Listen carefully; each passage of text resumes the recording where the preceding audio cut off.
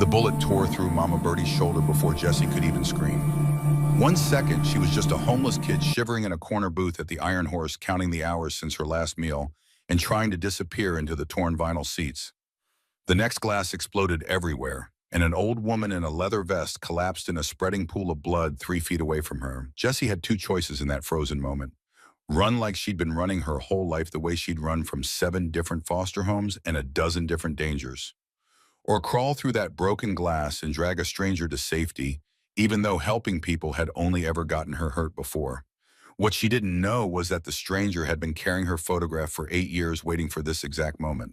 What she couldn't have known was that saving this woman would unlock secrets her mother had died protecting, would bring 98 bikers to their knees, and would finally answer the question that had haunted her for 5 years.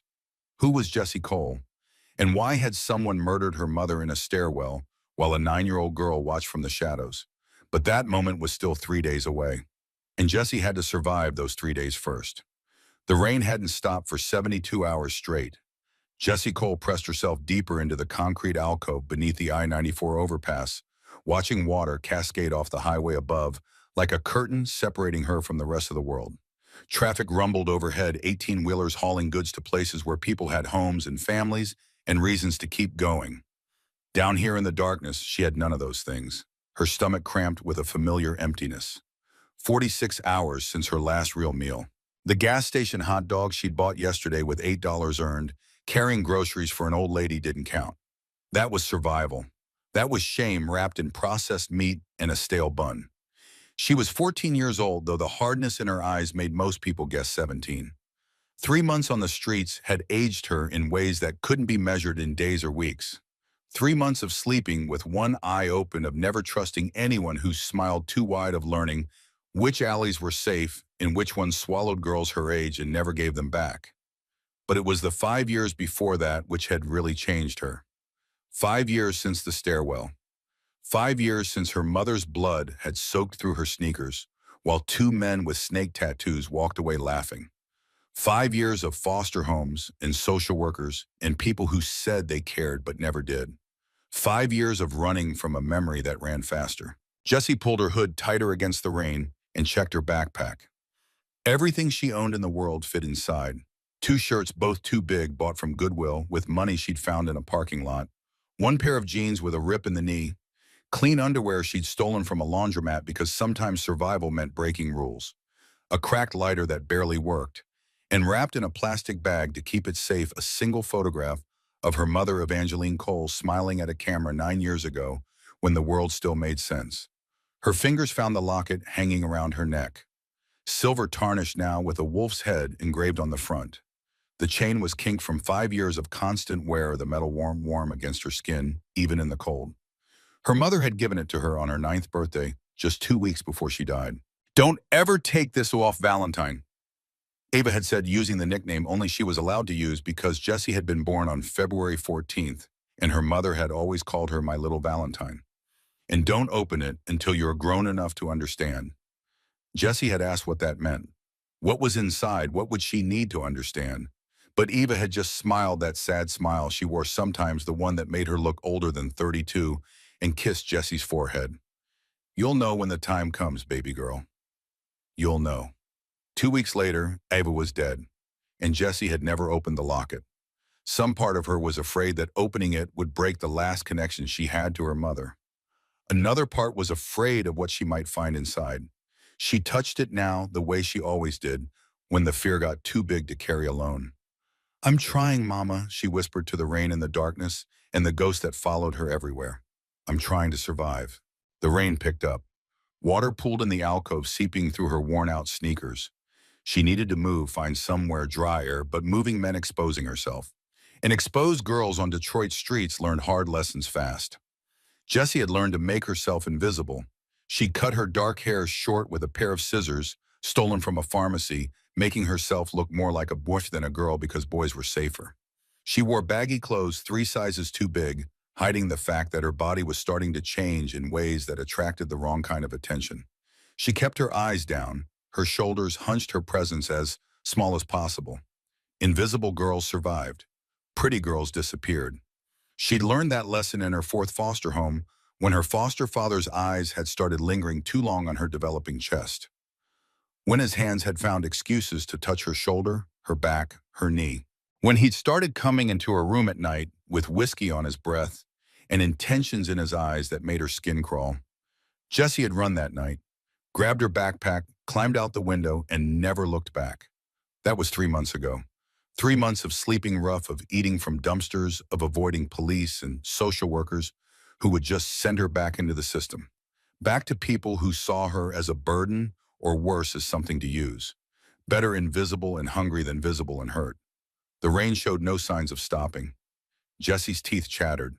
Hypothermia was a real risk, the kind that killed homeless people every winter in Detroit. She'd seen it happen. An old man named Charlie, who used to share his spot under the Woodward Avenue Bridge, had fallen asleep one January night and never woken up. The cops had zipped him into a black bag like he was garbage, like his life hadn't mattered at all. Jessie refused to end up in a black bag. She shouldered her backpack and stepped out into the rain. The shock of cold water hitting her face made her gasp, but she pushed forward, head down, following Michigan Avenue East toward the industrial district, where abandoned buildings offered shelter if you knew where to look. The streets were nearly empty. A few cars passed their headlights, cutting through the rain like searchlights on hunting for something to expose. Jessie kept to the shadows, moving between streetlights, making herself part of the darkness. She passed a bus shelter where a woman in a stained garment clutched a shopping cart full of plastic bags. The woman's eyes were empty, lost somewhere far away from this rain-soaked street. Jessie recognized that look. She'd seen it in mirrors at gas station bathrooms when she dared to look at her own reflection. The look of someone who'd given up on being found. Just find somewhere dry, Jessie muttered to herself. Just one night. The industrial district sprawled before her. Abandoned factories with broken windows, warehouses covered in graffiti, the occasional semi-truck rumbling past hauling goods from the river docks. This part of Detroit belonged to people the city had forgotten. People like her. That's when she saw it. A neon sign flickering in the rain, half the letters dead but still readable. The Iron Horse. A roadhouse. A bar. The kind of place where questions weren't asked and nobody looked twice at a kid seeking warmth as long as she didn't cause trouble. Jessie hesitated at the door. Bars meant danger. Drunk men with wandering hands. Women who'd turn her in to the cops just to feel like they'd done their good deed for the day. But bars also meant heat, meant shelter from the rain, meant maybe, if she was lucky, a kind waitress who'd slip her some leftover fries. She'd survived worse gambles. Through the fogged glass door, she could see bodies hunched over a bar. The blue glow of a television mounted above rows of bottles. The amber warmth of beer signs advertising brands she'd never tasted. The place looked half empty, which was good. Empty meant less attention. Her hand trembled on the door handle. From cold or fear, she couldn't tell anymore. The two felt the same these days. You going in or what? Jessie spun around. A trucker in a worn cap stood behind her, cigarette dangling from his lips, impatience carved into every line of his weathered face. His eyes moved over her in a way that made her want to run. Sorry, Jessie mumbled, pulling the door open and slipping inside before he could say anything else. The smell hit her first. Stale beer, fried food, and decades of cigarette smoke baked into every surface. A jukebox in the corner played something old and country, the singer's voice crackling through speakers that had seen better decades. The warmth wrapped around her like a blanket, so welcome after the cold rain that Jessie almost cried. She spotted a corner booth with torn vinyl seats and slid in, making herself as small as possible. The hood stayed up, her arms crossed over her chest, her eyes fixed on the table, counting the cigarette burns in the wood, anything to avoid drawing attention. The bar itself ran the length of the room, bottles backlit and gleaming. A handful of truckers sat scattered across stools, nursing beers and avoiding conversation. In the back, a couple argued in whispers that occasionally broke into hisses sharp enough to cut through the music. Near the pool table, two men chalked cues and circled the green, felt like predators sizing up prey. And at the far end of the bar sat an old woman who didn't belong. Jessie found herself staring despite her better judgment. The woman had to be in her late 60s with silver white hair pulled back in a long braid that hung down her back. A red bandana covered the top of her head. She wore a leather vest so worn it looked soft as cloth, every inch covered in patches that told stories Jessie couldn't read from this distance. but she could make out the main patch, the rocker that curved across the back. Steelhounds, MC, Detroit, a biker. An old biker woman sitting alone at a dive bar at 9 o'clock on a Thursday night, coffee cup cradled in weathered hands that looked like they'd seen their share of fights. The woman sat perfectly still, staring at something beyond the rain-streaked windows. Something far away, something only she could see. There was a quality to her stillness that reminded Jesse of soldiers in war movies, the ones who'd seen too much and come back different. "Get you something," Jesse jumped. A waitress had appeared out of nowhere, mid-50s, with tired eyes and a name tag that read Diane. She held an order pad like a weapon, like she'd used it to swat away too many wandering hands to count. "Just water, please," Jesse said, keeping her voice low. Diane looked at her for a long moment. Jesse braced for the inevitable. The demand to order something real or get out. The threat to call someone. The look of disgust that usually preceded her ejection from places like this. Instead, Diane sighed, a sound that carried decades of watching people suffer and being powerless to stop it. "Kitchen's about to close. You want some fries on the house?" Jesse blinked. Kindness. Actual kindness. It hurt worse than cruelty sometimes. "I don't have money," she admitted. "Did I ask if you had money?" Diane's voice was sharp, but her eyes were soft. "You want the fries or not?" "Yeah, thank you." "Don't thank me yet. They've been sitting under the heat lamp for an hour." Diane walked away without waiting for a response, her shoes squeaking against the sticky floor. Jesse let her gaze drift back to the old biker woman. Up close, she could see more details. The patches weren't random. Each one told a story. Locations, years, symbols Jesse didn't understand but sensed were important. One patch showed a wolf's head with an iron chain wrapped around its neck, fierce and defiant. The woman's hands wrapped around that coffee cup bore scars, knuckles that had been broken and healed crooked, burn marks on the wrists, the hands of someone who'd worked hard her whole life, who'd fought for everything she had. And then the woman turned her head and her eyes locked onto Jesse. Jesse's breath caught. Those eyes were gray-blue, sharp as broken glass, and they stared at her with an intensity that made her skin prickle. It wasn't hostile. It wasn't predatory. It was something else entirely. Recognition. But that was impossible. Jesse had never seen this woman before in her life. Had she? The woman's lips moved, forming words Jesse couldn't hear from across the bar. She looked like she was seeing a ghost. Like Jesse was someone she'd been waiting for. "Mama Birdie, you want to warm up?" The bartender, a big guy with a beard like a brush fire and tattoos climbing both arms, held up a coffee pot. Jesse saw his name tag said Axel. The old woman, Mama Birdie, shook her head without breaking eye contact with Jesse. "I'm fine, Axel. Just watching." "Watching what?" "The thing I've been waiting for since 2016. Axel laughed like she'd told a joke, but something in the sound rang hollow. He moved on to other customers, leaving Mama Birdie alone with her cold coffee and her intense stare. Jesse couldn't look away. Something about this woman pulled at her, made her think of her mother, even though they looked nothing alike. Maybe it was the way she held herself. That combination of strength and sadness that Eva had worn like a second skin. Diane returned with a basket of fries. They were cold, soggy, and absolutely perfect. Jesse ate slowly, savoring each one, making them last because she didn't know when the next meal would come. The salt stung her chapped lips. The grease coated her empty stomach. It was the best thing she'd tasted in days. She was halfway through the basket when the door opened. 3 men walked in. Jesse knew trouble when she saw it, had learned to read danger the way other kids learned to read street signs. These men radiated it like heat from asphalt in summer. They wore black leather, but it was too new, too clean. Not like Mama Birdie's worn vest that told stories. This was costume leather, performance leather, leather meant to intimidate. They moved with coordination that spoke of practice, of purpose. One drifted toward the door, blocking the exit. One positioned himself near the pool table, eyes scanning the room. The third walked slowly toward the bar, toward Mama Birdie, his boots clicking against the floor like a countdown. Jesse's stomach tightened. She'd seen men like this before, in foster homes, on street corners, in the moments right before everything went wrong. They weren't here for beer and company. They were here for something else. Mama Birdie noticed them too.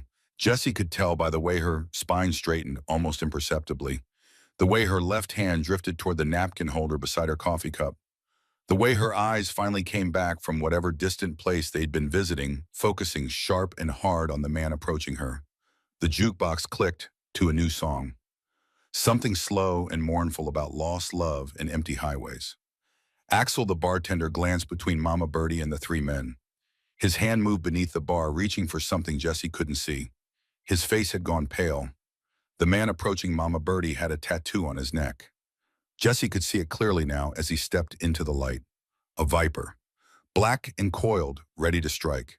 Just like the tattoos on the men who'd killed her mother. Jesse's heart slammed against her ribs. Her hands started shaking so hard she had to put down the fries she'd been eating. This wasn't random. This wasn't coincidence. Somehow, impossibly, the past had followed her here. "Mama Birdie," the Viper man said, his voice carrying across the bar. "Been a long time." "Not long enough, Cade." Mama Birdie's voice was rough like gravel under tires. "I thought your kind learned to stay out of our territory." Cade smiled. It wasn't friendly. "Your territory, old woman, you don't own anything anymore. Not this bar, not this city, not even that dusty vest you're wearing. Times have changed. Boy, I was burying men like you before your granddaddy learned to walk. Maybe that's the problem." Cade pulled back his jacket, revealing the pistol tucked into his waistband. "Old dogs need to be put down." Everything happened at once. The couple in the back booth ducked below the table. Axel hit the floor behind the bar so fast Jesse barely saw him move.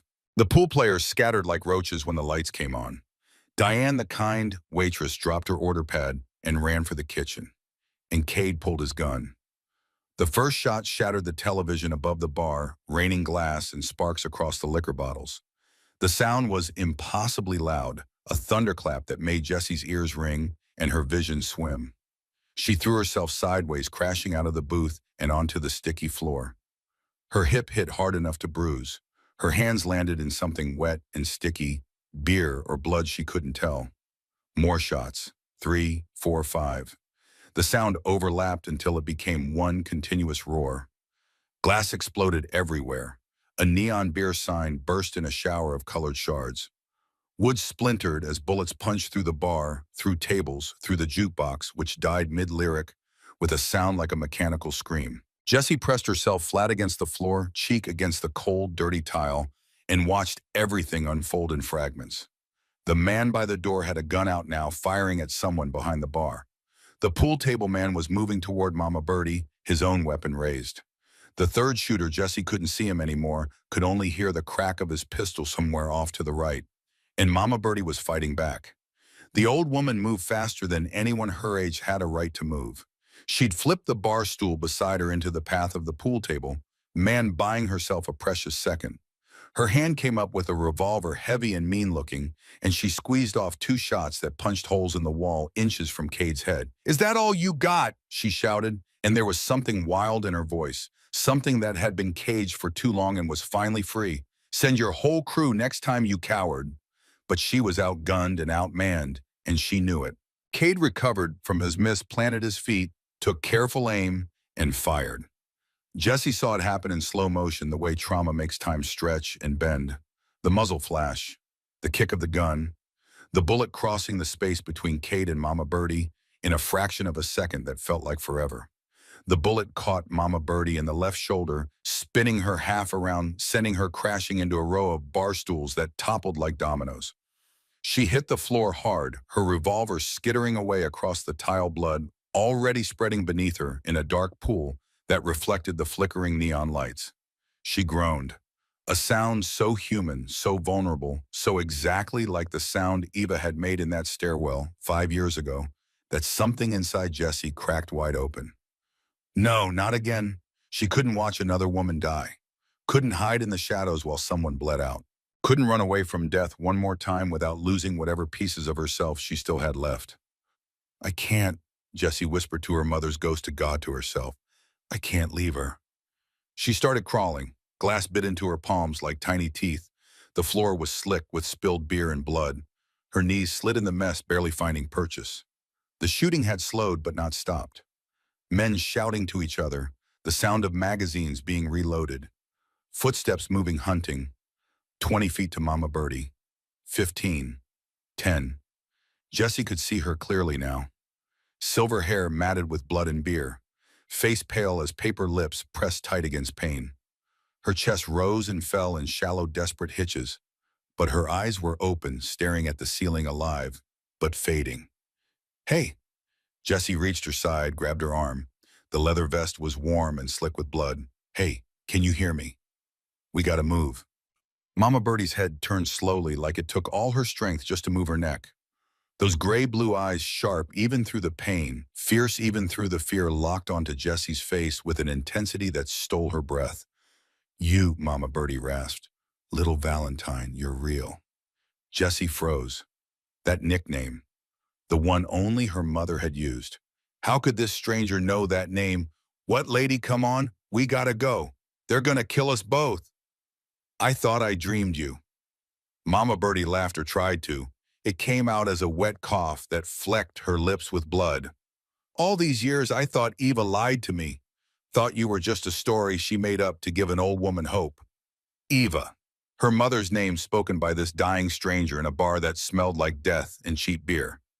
How do you know my mother? Jesse's voice cracked. How do you know that name? A bullet slammed into the bar above their heads, showering them with splinters of wood.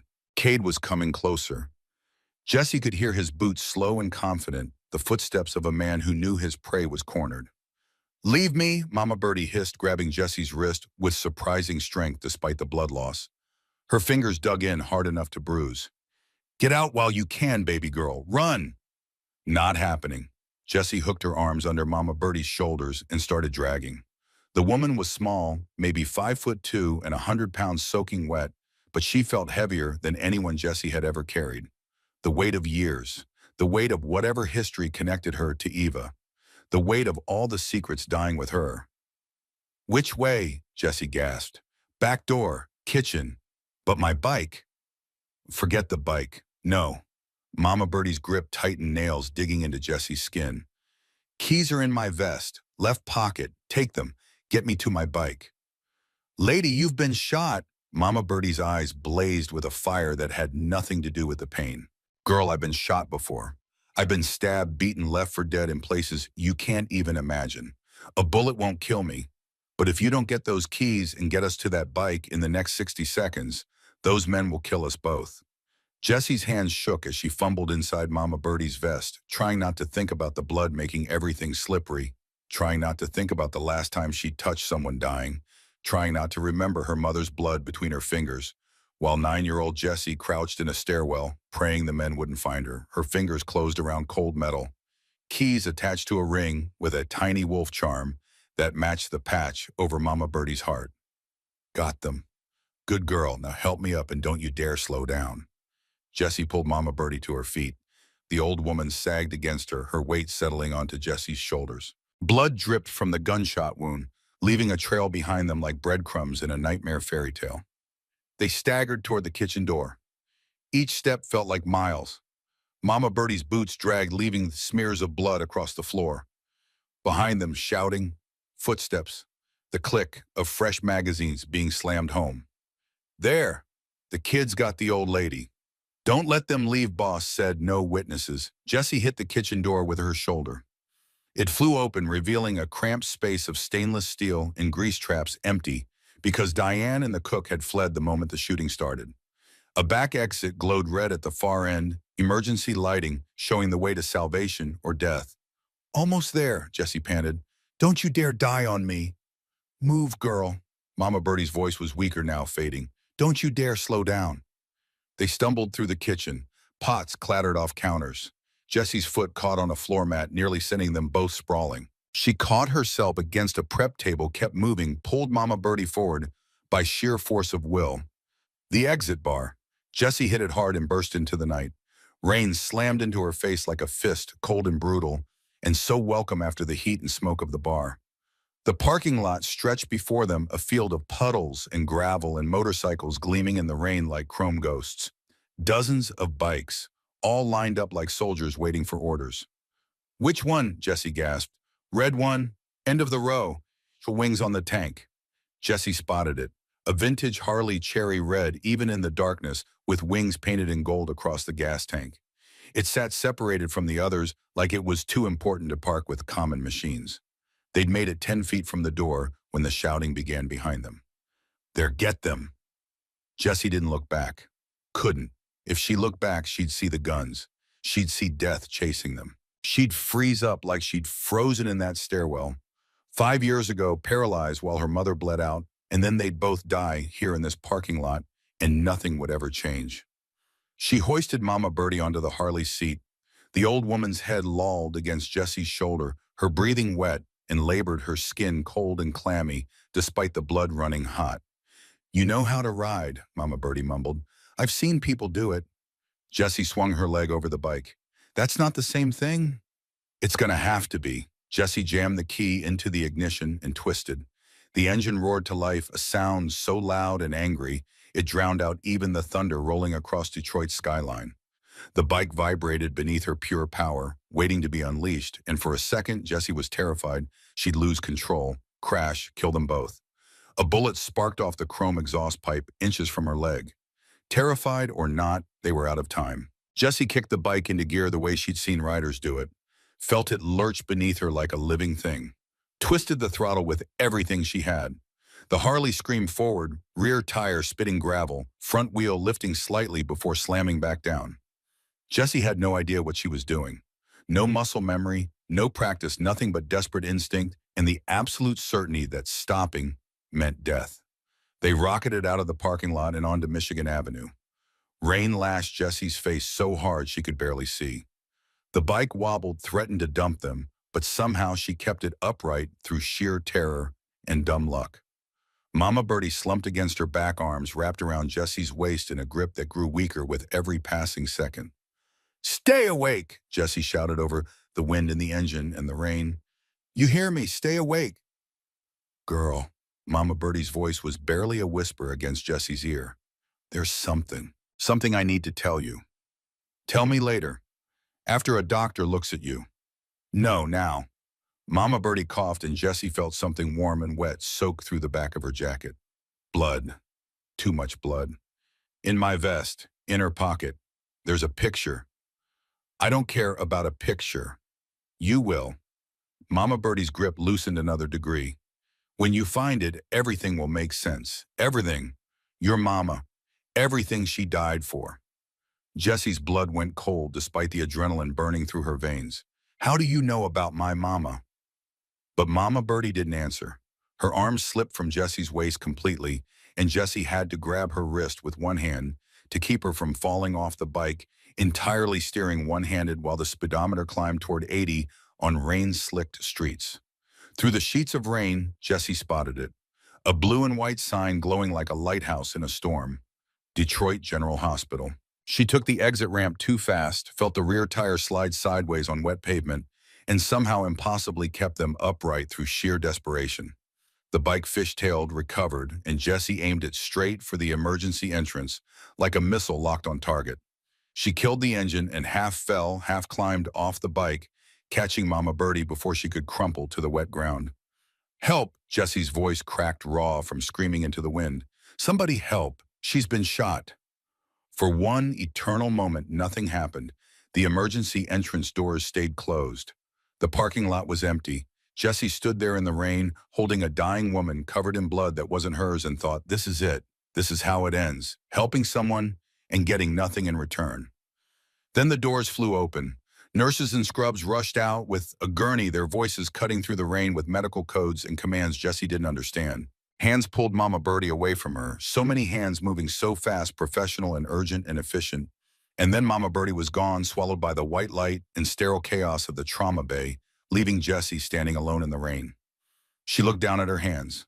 Mama Birdie's blood mixed with rain and her own blood from the cuts on her palms, where broken glass had bit deep. The red swirled pink washing down her arms, dripping onto the pavement. That's when she remembered. In my vest. In her pocket. There's a picture. Jessie had left the vest on Mama Birdie. The nurses had taken it with her. Whatever secret the old woman had been trying to share it had disappeared behind those swinging doors into a place where homeless girls weren't allowed to follow. "Hey, you okay?" Jessie looked up. A security guard was approaching, hand on his radio, concern and suspicion warring on his face.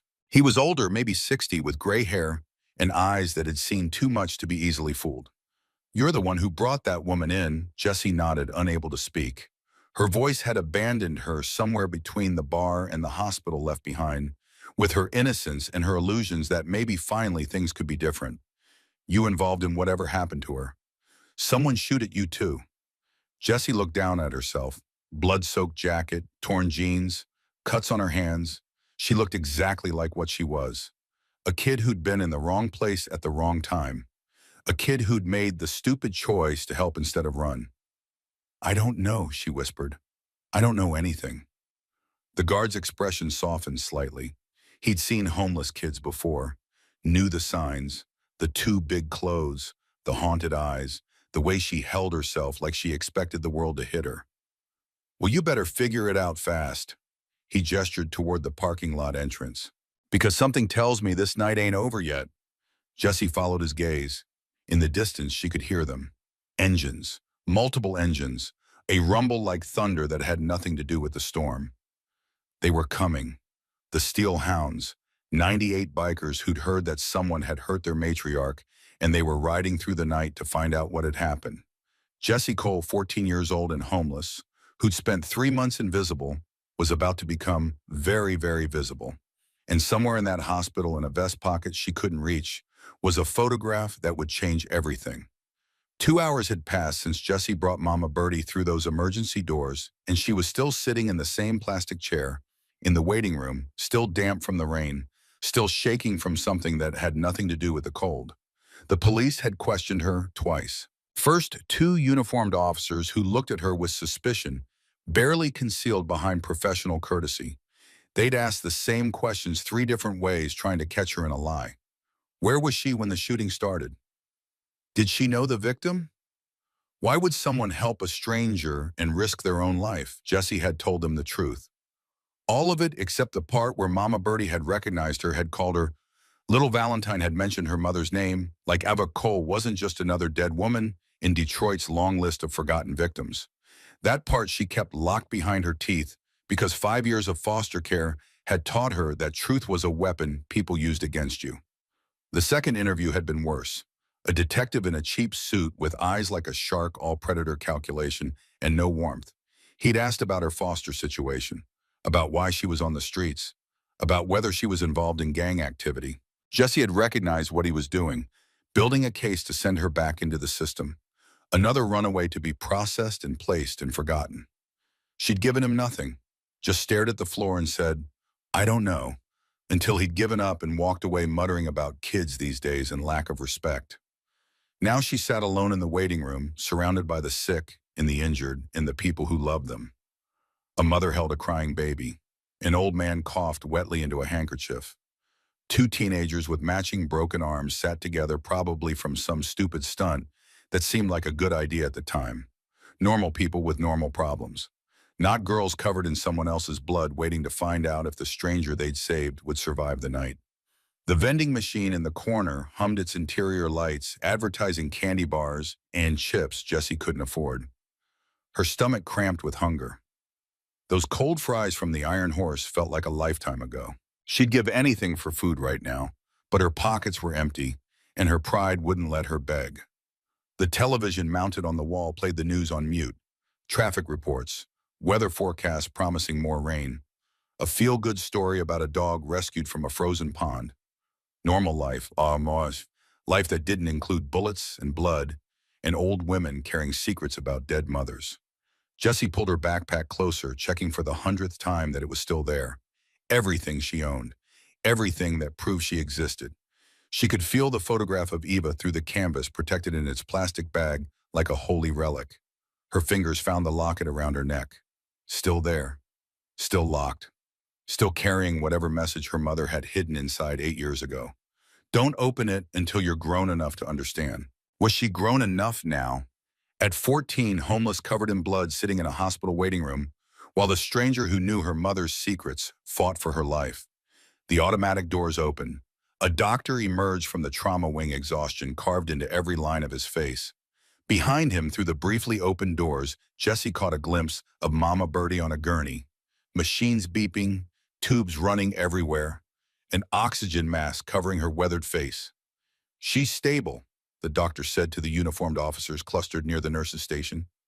"Lost a lot of blood, but she's a fighter. Bullet missed the major arteries by centimeters. Another inch to the right, she'd have bled out before she got here." Relief flooded through Jessie so suddenly it made her dizzy. Mama Birdie was alive. The woman she'd saved would live. For the first time in 5 years, Jessie had done something right, had saved someone instead of watching them die. "We'll know more in the next few hours," the doctor continued. "Right now, she needs rest. No visitors except immediate family." Family. Jessie didn't have family. Hadn't had family since Ava died in that stairwell. The word felt foreign, something that belonged to other people. Normal people.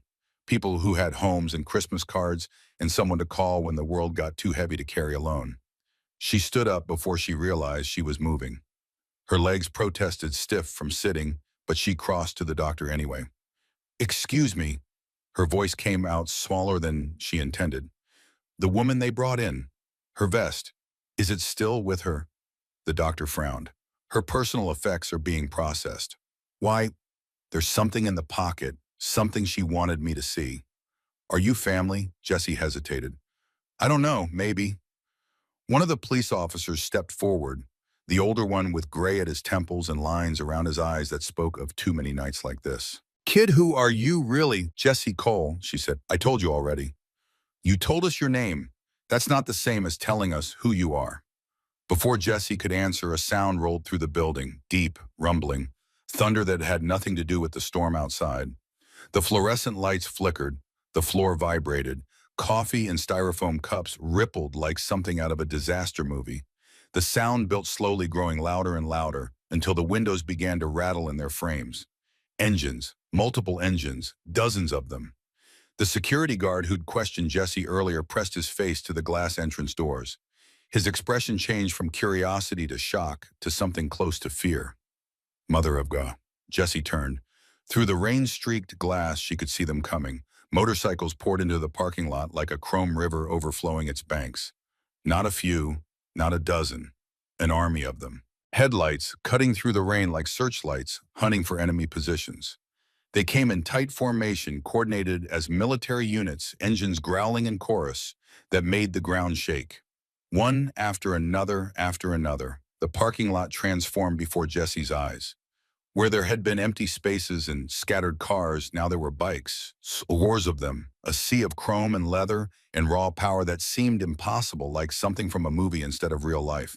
98 motorcycles. She would learn that number later. 98 men and women of the Steel Hounds MC Detroit chapter, riding through a storm to reach their fallen matriarch. They came for Mama Birdie, and they came ready for war. The bikes circled the hospital like wolves surrounding prey engines, synchronized movements precise. Then, as if responding to an unheard command, they all stopped at once. The sudden silence was louder than the engines had been. Kickstands came down. Riders dismounted. Jessie watched through the glass as the bikers assembled, forming ranks in the rain, like soldiers preparing for battle. Men and women in leather vests identical to Mama Birdie's. Steel Hounds patches catching the parking lot lights. Every face hard, every eye fixed on the hospital entrance. And then one of them started walking forward. He was massive, 6'4" at least, with shoulders broad enough to fill doorways. His leather vest stretched across a chest built from decades of hard work and harder living. His beard was shot through with gray, but his eyes, those ice blue eyes visible, even from this distance, held no softness, no mercy. The other bikers parted for him like the Red Sea before Moses. Deference in every movement, respect in their stillness. This wasn't just another member of the Steelhounds. This was their president. The automatic doors slid open. He stepped through water dripping from his leather, his boots leaving wet prints on the polished floor. The waiting room went completely silent. Even the crying baby stopped, as if sensing that something dangerous had entered the space. He stood there for a moment, scanning the room with military precision. His gaze touched each face and dismissed it, searching for something specific. Someone specific. Then those ice blue eyes landed on Jessie and stopped. For 3 heartbeats, neither of them moved. The world narrowed to a single point of connection. This massive, dangerous man and the homeless girl covered in his matriarch's blood. Jessie wanted to run. Every instinct screamed at her to bolt for the nearest exit to disappear back into the streets where she understood the rules. But something held her in place. Maybe exhaustion, maybe curiosity, maybe the way he was looking at her like she was a puzzle he couldn't quite solve. He crossed the room in 4 strides. Up close, he was even more intimidating. Scars marked his face, a white line across his jaw that looked like a knife wound, a puckered circle on his left hand that could only be a bullet scar. The kind of marks that told stories Jessie didn't want to hear, but couldn't look away from. You. His voice was deep, rough, a sound that had given orders and ended arguments for 40 years. You're the one who brought her in. It wasn't a question, but Jessie answered anyway. Yeah. Is she alive? They said she's stable, lost a lot of blood, but she's gonna make it. Something flickered across his face. Relief maybe? Or grief? Or something else entirely. Jessie couldn't read him. He was a locked door, and she didn't have the key. He studied her for a long moment. Jessie forced herself not to look away, even though her heart was hammering and her hands were shaking and every fiber of her being wanted to make herself small and invisible like she'd learned to do. What happened? He asked. So Jessie told him. The bar, the 3 men with their new leather and coordinated movements, the shooting, Mama Birdie going down, the choice Jessie had made to crawl through broken glass instead of running, the escape on the motorcycle she barely knew how to ride. She left out the parts about Mama Birdie recognizing her, about the nickname Little Valentine, about her mother's name spoken like a prayer. Those were hers to keep until she understood what they meant. When she finished, the man stood motionless for a long moment. Jessie watched emotions play across his face like clouds across the sun. Anger, pride, something that might have been respect. Then he reached into his vest and pulled out a photograph, laminated, worn at the edges from being handled too many times. He held it up so Jessie could see, and the floor dropped out from under her. It was her. Younger, maybe 5 years old, smiling at the camera with the kind of innocent joy she barely remembered feeling. She wore a red dress, the one Eva had bought for her 5th birthday. Her dark hair was longer than pulled back in pigtails. And beside her in the photo arm around little Jessie's shoulders was Eva, her mother, alive and beautiful and smiling that smile that lit up every room she entered. They were posed in front of a Christmas tree. Ornaments caught the camera flash. Paper crowns sat crooked on their heads, the kind that came from Christmas crackers. Jessie remembered that Christmas. Remembered the way Eva had laughed when Jessie insisted they wear the crowns all day. Remembered feeling safe and loved and certain that nothing bad could ever touch them. It was the last Christmas before everything fell apart. This fell out of her jacket when the paramedics were working on her, the man said quietly. One of my boys grabbed it before anyone else could see. Jessie couldn't breathe, couldn't think, couldn't process how this stranger, this dangerous biker had a photograph of her and her mother from 9 years ago. Turn it over, he said. Jessie took the photo with trembling fingers, flipped it. On the back in Eva's handwriting, that familiar looping script that Jessie would recognize anywhere, were words that made the world tilt sideways. For Wolf.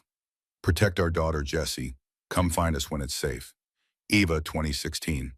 Our daughter. Jessie looked up from the photo to find the man staring at her with an expression she couldn't read. Something raw and broken and hopeful all at once. Who are you? She whispered. I'm Ryder Maddox, he said, but most people call me Wolf. He paused. The silence stretched like a rubber band about to snap. I'm your father.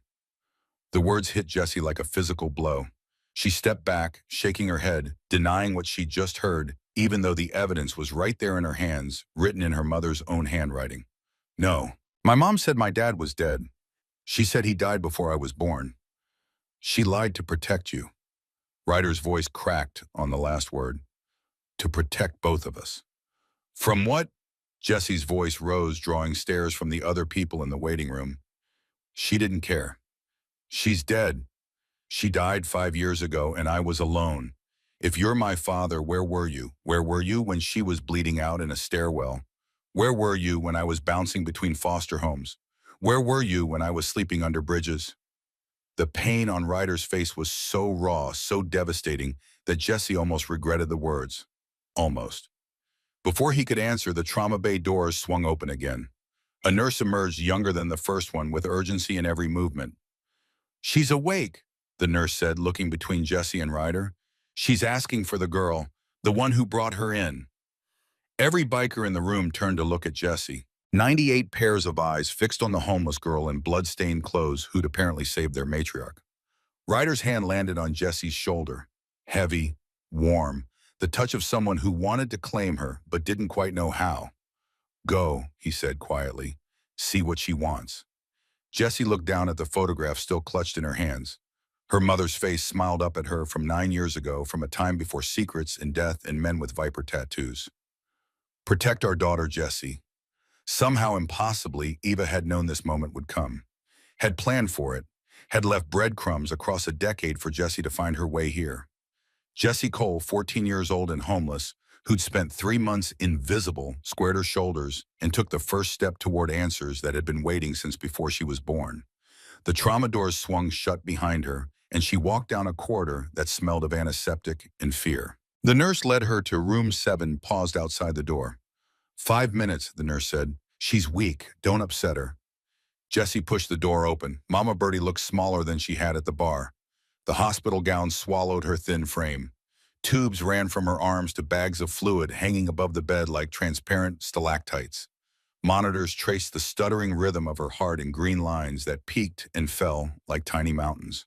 But her eyes, those gray-blue eyes that had blazed with fury during the firefight, were open.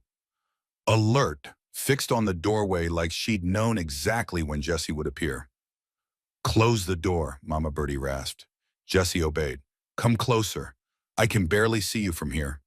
Jessie crossed to her bedside, her feet moving on autopilot. Up close, she could see the toll the night had taken. The pallor beneath weathered skin, the tremor in those scarred hands, the way each breath seemed to cost something precious. "You came back," Mama Birdie whispered. "Most people would have run." "I tried running once." Jessie's voice was barely audible. "Didn't work out." A ghost of a smile crossed Mama Birdie's face. "No, it never does it?" Silence stretched between them. Jessie could hear her own pulse in her ears, could feel the locket pressing against her chest like it weighed 1,000 pounds. "You knew my mother," Jessie said. Not a question, a statement of fact that needed confirmation. Mama Birdie's eyes glistened with tears she was too tough to shed. Evangeline Marie Cole, born September 3rd, 1979. Favorite color was yellow. Couldn't carry a tune to save her life, but she'd sing anyway, every Sunday morning while she made pancakes. Jessie's throat tightened. Those details, those tiny, intimate details that only someone who'd really known Eva could possibly remember. "How do you know that?" "Because I was there every Sunday for 3 years, baby girl." Mama Birdie's hand found Jessie's, her grip weak but insistent. "I was there when you were born.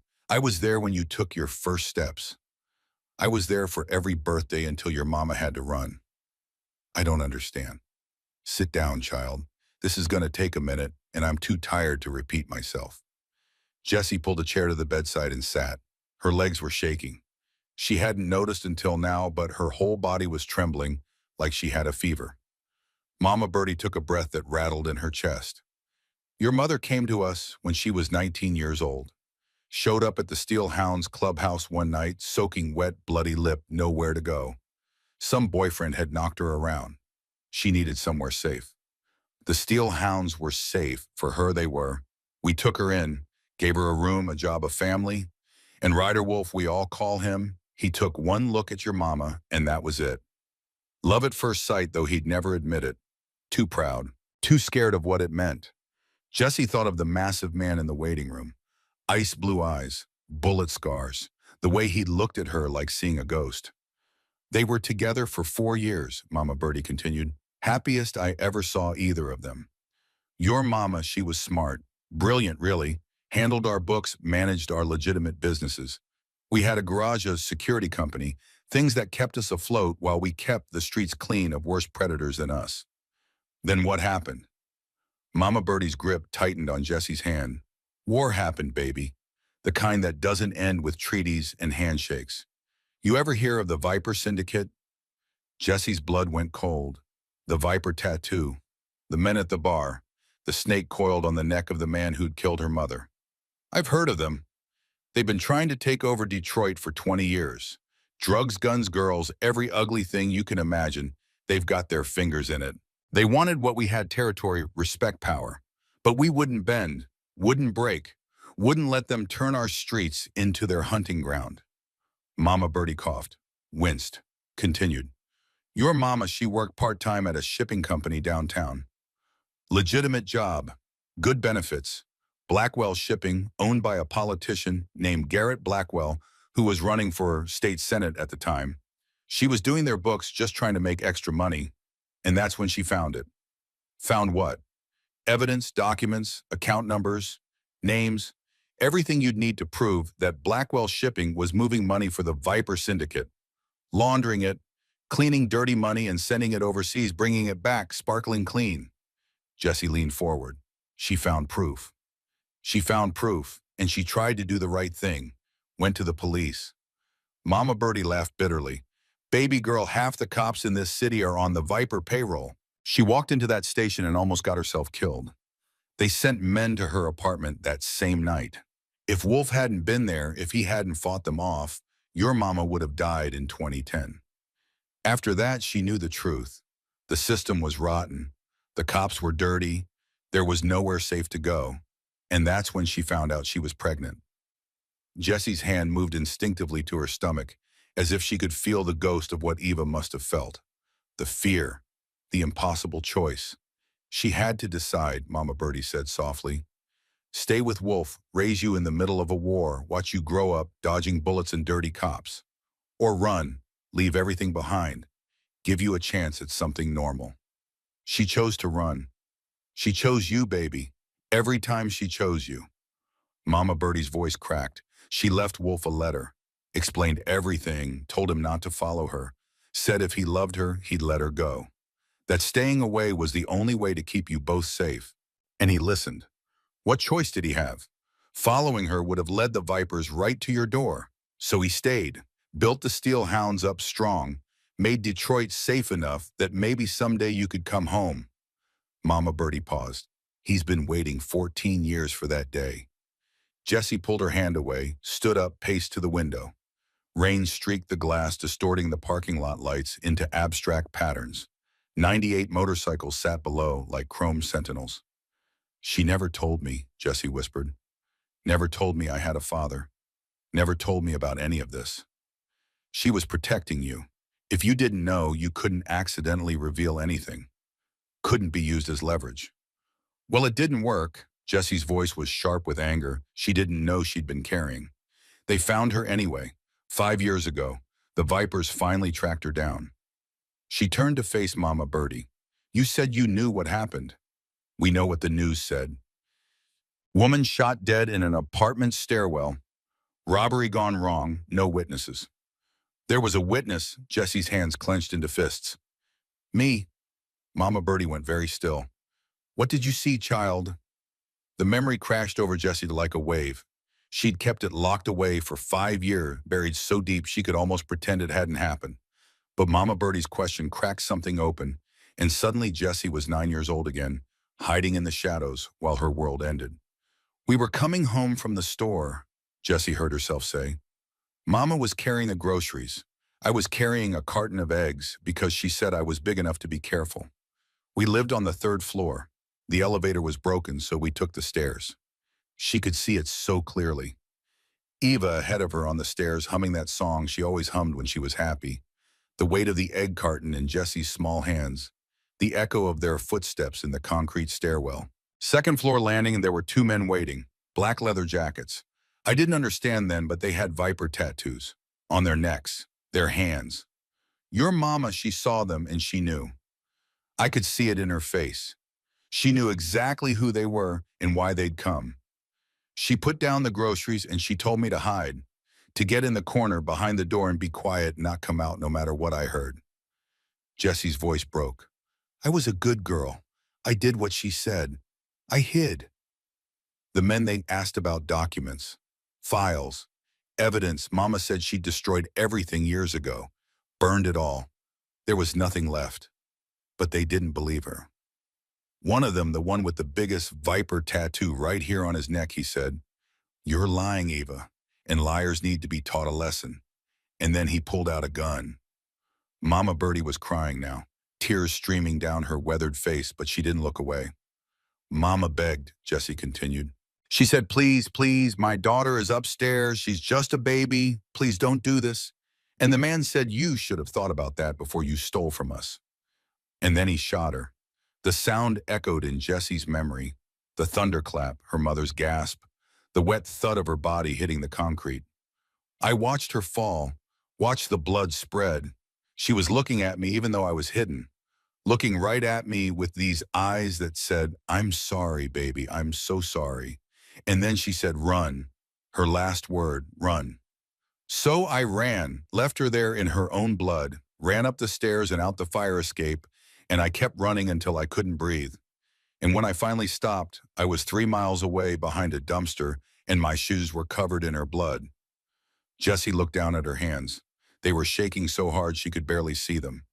I told the police, told my caseworker, told anyone who would listen, but no one believed me. They said I was traumatized, making up stories, that it was just a random robbery, and I'd imagine the rest. She met Mama Birdie's eyes, but I didn't imagine it. I saw them, I heard them, and the man who killed my mother is still out there. Not for long, Mama Birdie said. Her voice had changed, gone hard, fierce. "Baby girl, we're going to find him, every single one of them, and we're going to make them pay for what they took from you." How I don't even know his name. You don't need to know his name. I know it. Wolf knows it. We've known for 5 years who killed your mama. Cade Richardson, enforcer for the Viper Syndicate, and the corrupt cop who gave the order, Detective Harlan Voss. Jesse's world tilted. They knew. All this time they'd known who murdered Eva, and they'd done nothing. Why didn't you kill them? The question came out raw, angry. If you knew, why are they still alive? Because killing them wouldn't have solved anything. Wouldn't have brought down the whole organization. Wouldn't have protected you. Mama Birdie reached for Jesse's hand again. Your mama, she wanted justice. Real justice. Not revenge. She wanted everyone involved to pay, from the street thugs to the cops to the politicians at the top. She left instructions, baby, in case something happened to her. She told me exactly what to do. What instructions? Did your mama give you anything? Something she made you promise to keep safe? Jesse's hand went to the locket. Mama Birdie's eyes followed the movement. How long you been wearing that?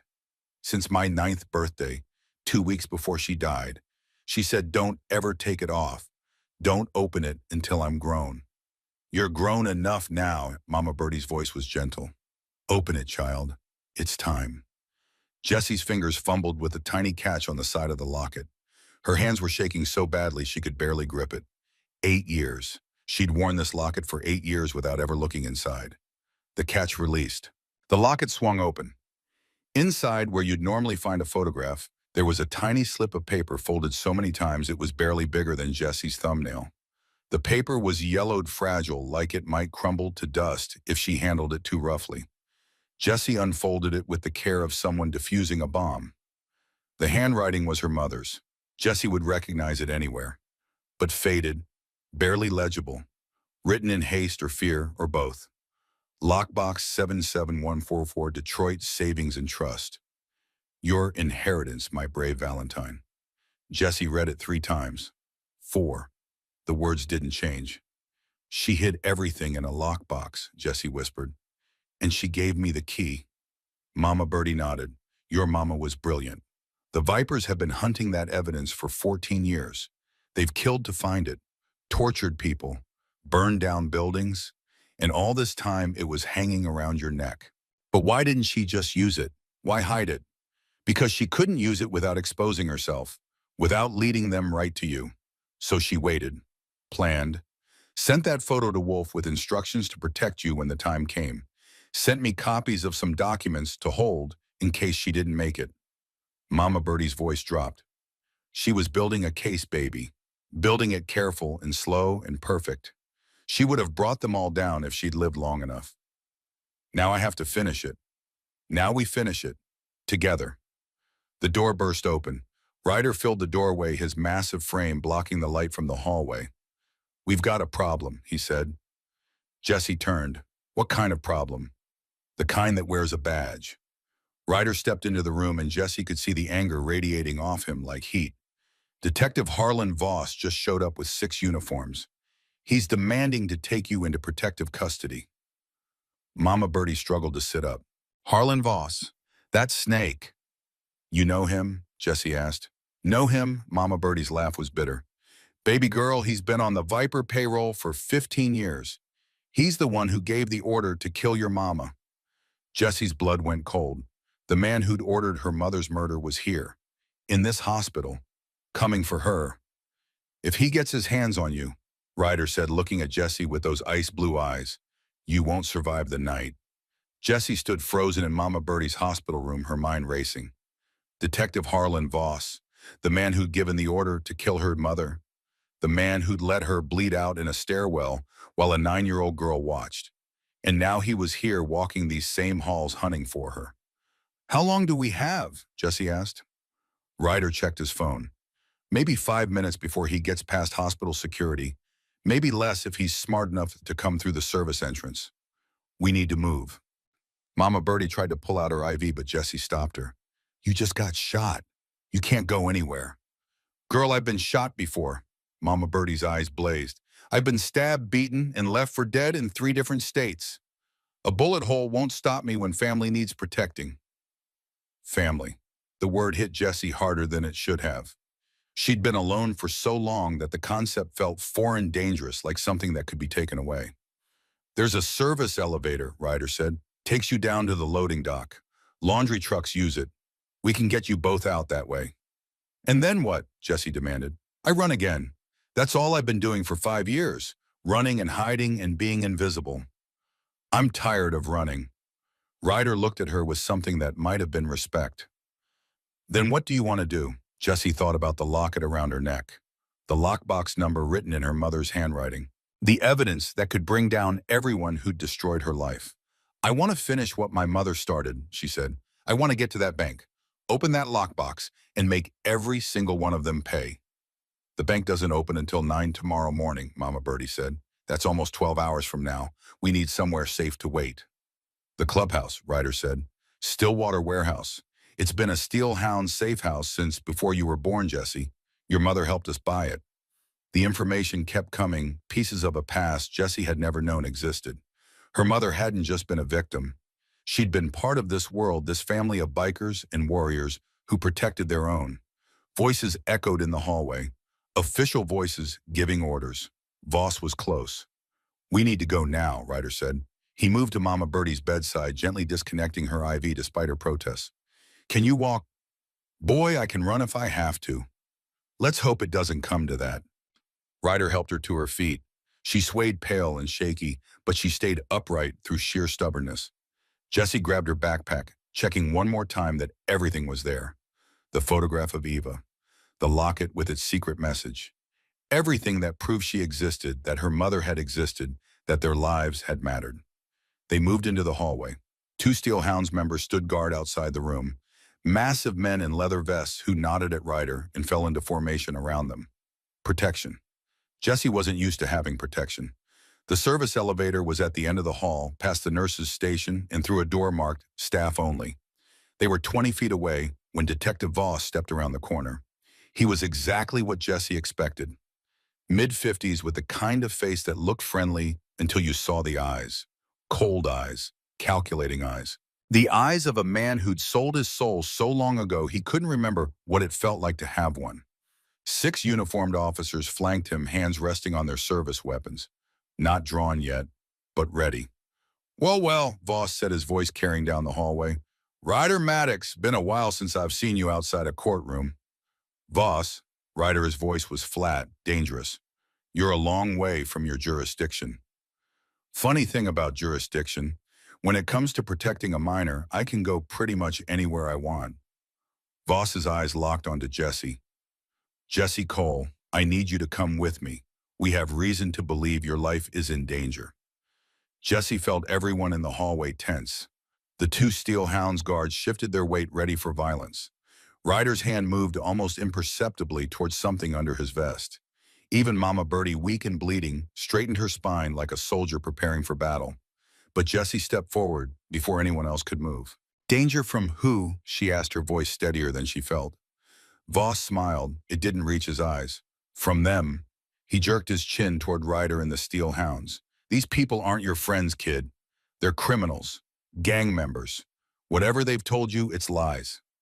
Jessie thought about the photograph in her backpack, the one with her mother's handwriting on the back.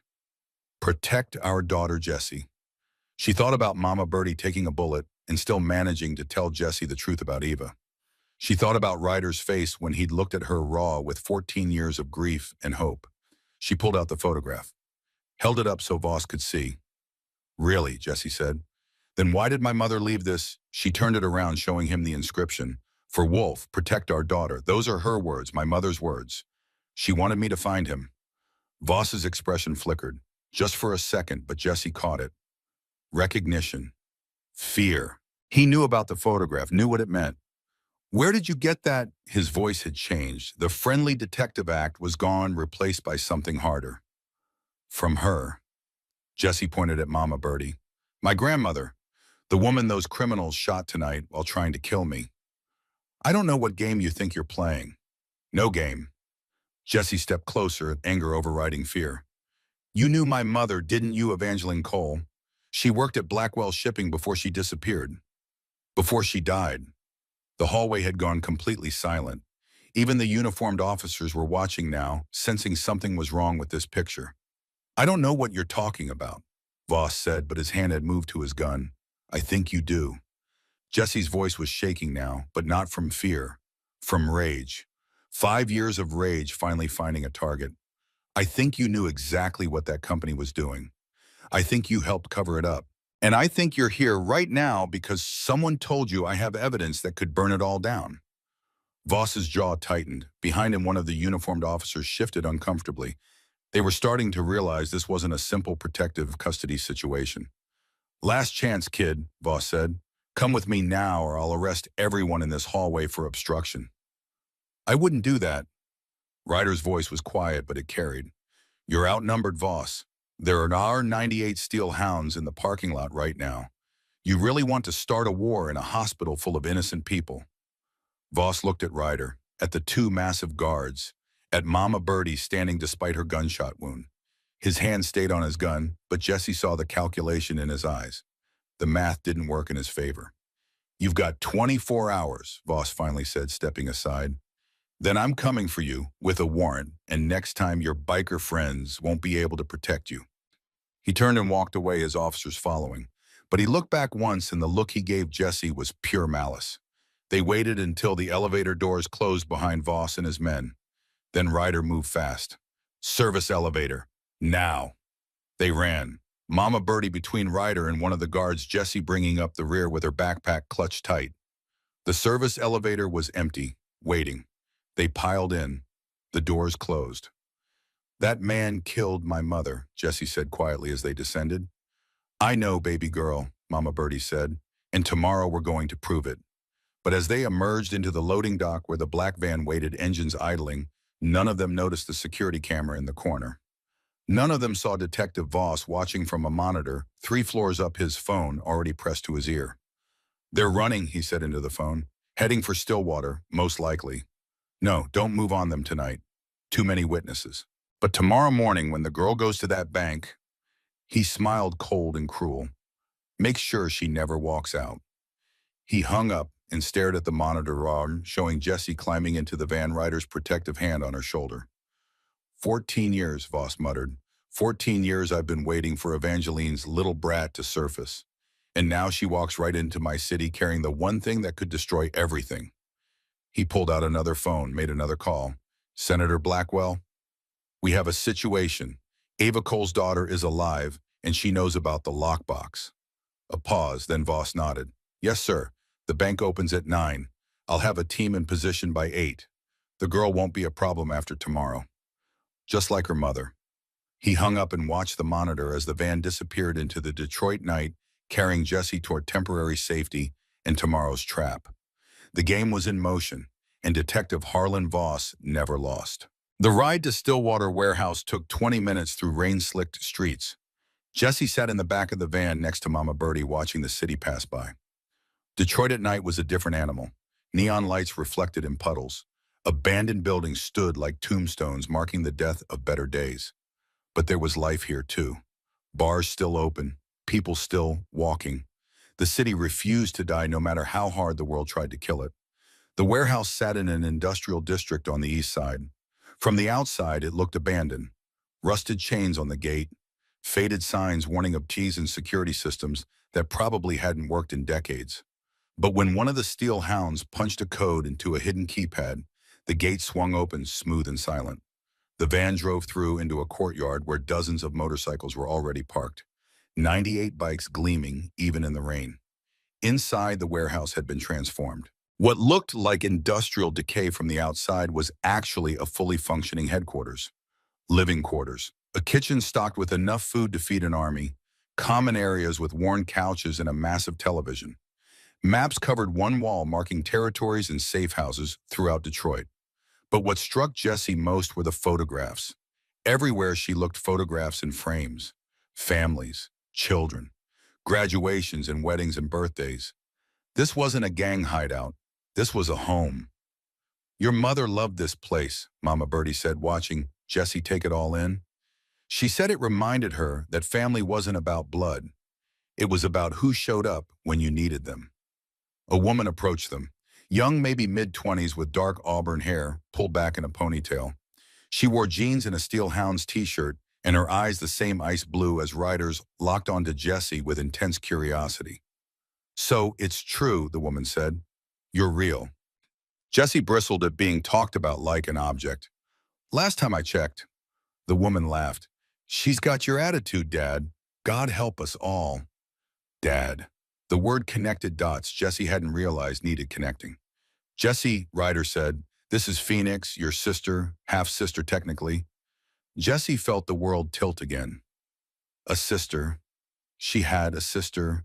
Phoenix must have seen something in Jessie's face because her expression softened. "I know this is a lot. Trust me, I showed up here 3 years ago and had the same look. Found out I had a father, a whole biker family, and a missing sister I'd never met. It's overwhelming." "That's an understatement," Jessie managed. "Come on." Phoenix gestured toward the kitchen. "You look like you haven't eaten in days. Let's get some food in you, and then we can figure out how to keep you alive long enough to take down a criminal empire." Over the next few hours, Jessie learned the plan. The Steel Hounds had been preparing for this moment for years, waiting for the day when Eva's daughter would show up ready to finish what her mother started. Ryder spread maps across a large table. "Detroit Savings and Trust opens at 9 a.m. The lockbox is in the main vault. Getting in is easy. Getting out alive is the hard part. Voss will have people watching," one of the older Steelhounds said. His name was Marcus, and he had the kind of scars that came from decades of fighting. "The Vipers, too. The second Jessie shows her face, they'll know." "So we create a distraction," Phoenix suggested. "Draw their attention away from the bank." "Won't work," Mama Birdie said from her wheelchair. The club medic had patched her up properly, but she was still pale and weak. "Voss isn't stupid. He'll see through any obvious distraction. We need something better." Jessie listened to them debate strategies, growing more frustrated by the minute. They were trying to protect her, but protection meant treating her like a child, like something fragile that needed to be hidden. "What if I just walk in?" she said. Everyone turned to look at her. "What if I walk in the front door alone, like I've got nothing to hide, open the lockbox, take whatever's inside, and walk back out?" "They'll grab you before you make it to your car," Ryder said. "So let them." The room went silent. "Absolutely not." Ryder's voice was hard. "I'm not using my daughter as bait." "You're not using me as anything," Jessie shot back. "I'm choosing this. My mother spent 14 years protecting that evidence. She died for it. And I'm not going to let it sit in a vault for another 14 years because everyone's too scared to do what needs to be done." "She's right," Mama Birdie said quietly. "The girl's right. Ma, she's 14 years old." "I was 12 when I took my first bullet," Mama Birdie said. Age doesn't matter when you're fighting for family. And this is her fight, Ryder. It's been her fight since the moment those men killed Eva. Ryder looked at Jesse for a longer moment. She met his gaze, refusing to back down. Finally, he nodded. If we do this, he said, we do it smart. We need backup. We need insurance. We need the feds, Phoenix said. Everyone turned to look at her. Think about it, Phoenix continued. Eva tried to take this evidence to the Detroit police. They tried to kill her, but what if she'd gone higher federal level? FBI, they've been trying to bring down the Viper Syndicate for years. They'd jump at the chance to finally get solid evidence. And how exactly do we contact the FBI without tipping off Voss? Marcus asked. Phoenix pulled out her phone. I'm a lawyer, remember, I've got contacts, and I know for a fact that there's a financial crimes unit that's been investigating Blackwell shipping for the past 8 years. She made a call, spoke in low tones for several minutes. When she hung up, she was smiling. They'll meet us at the bank tomorrow morning, 8:30, before it opens. Jessie didn't sleep that night. She tried lying on a cot in one of the warehouse's small bedrooms, but every time she closed her eyes, she saw her mother's face, heard the gunshot, smelled the blood. Around 3 in the morning, she gave up and walked out to the main area. Ryder was there sitting alone at the table, a cup of coffee in his hands and ghosts in his eyes. Can't sleep either, he asked. Jessie shook her head and sat down across from him. I've been thinking about what I'd say to you, Ryder said after a moment. For 14 years, I've been imagining this conversation. What I'd tell you about your mother, about why she left, about why I let her go. You don't have to. Yeah, I do. He looked at her, really looked at her, and Jessie saw pain so deep it had carved canyons in his soul. Your mother was the best person I ever knew. Kind when the world was cruel. Brave when she had every reason to be afraid. She saw good in people, even people like me, who'd done things we couldn't take back. She loved you, Jessie said. I could tell from the photo, from the way she wrote your name. I loved her more than anything in this world. Still do, still will, until the day I die. Ryder's voice cracked. When she left, when she took you and disappeared, it broke something in me. I wanted to follow. Wanted to tear this city apart until I found you both. But her letter, it made me understand. Following would have led the Vipers right to you. So I stayed, and I waited, and I hoped that someday, somehow, you'd come home. I'm not sure this is home, Jessie said honestly. No, Ryder agreed, not yet, but it could be, if you want it to be. Jessie thought about the question she'd been carrying for 5 years. The one she'd asked foster parents and social workers and God when she still believed in prayer. Where were you? The words came out raw. When she died, where were you? Ryder's face crumpled. 30 miles away, sitting in this very warehouse, drinking whiskey and feeling sorry for myself. I didn't know she was in Detroit. Didn't know the Vipers had found her. Didn't know she was dying until I saw it on the news 2 days later. He looked at his hands like they'd betrayed him. I should have been there. Should have protected her. Protected you. You didn't know. That doesn't make it hurt less. Ryder met her eyes. I failed your mother. I won't fail you. Not again. Whatever happens tomorrow, whatever you need, I'm here. I'm your father, and I'm not going anywhere. Jessie felt something crack open inside her chest. Something that had been frozen since that stairwell. Since the moment she'd realized she was truly alone in the world. Okay, she whispered. Okay, Dad. The word felt strange in her mouth. Foreign, but also right in a way she couldn't explain. Ryder reached across the table and took her hand. His palm was calloused and scarred, the hand of someone who'd fought for everything he had. But it was warm, solid, real. They sat like that until dawn, father and daughter learning how to be a family. At 8:15 the next morning, Jessie walked through the doors of Detroit Savings and Trust. She wore clean clothes Phoenix had given her, jeans that actually fit, and a Steel Hounds t-shirt under a jacket. Her hair was still short and messy, but she washed the blood out. Tried to look like a normal kid instead of a street rat. The bank was mostly empty. A few early customers, tellers preparing for the day. And in the back corner, 2 people who didn't belong. A woman in a dark suit approached Jessie, late 30s, black with sharp eyes that missed nothing. Jessie Cole. Jessie nodded. I'm Agent Caroline Stone, FBI. She showed her badge. This is my partner, Agent Blake Morrison. Morrison was white, early 40s, with the kind of face that looked like it smiled often, but wasn't smiling now. He studied Jesse with concern. You're really just a kid. Old enough, Jesse said. Stone gestured toward a back office. We need to talk before you access that lockbox. The office was small and windowless. Jesse sat in a chair that smelled like old leather while the two agents stood. Your sister Phoenix called us last night, Stone said. Told us you might have evidence related to our investigation into Blackwell Shipping and the Viper Syndicate. I have evidence, Jesse corrected. My mother gathered it 14 years ago. She died protecting it. Evangeline Cole, Morrison said softly. We know about her.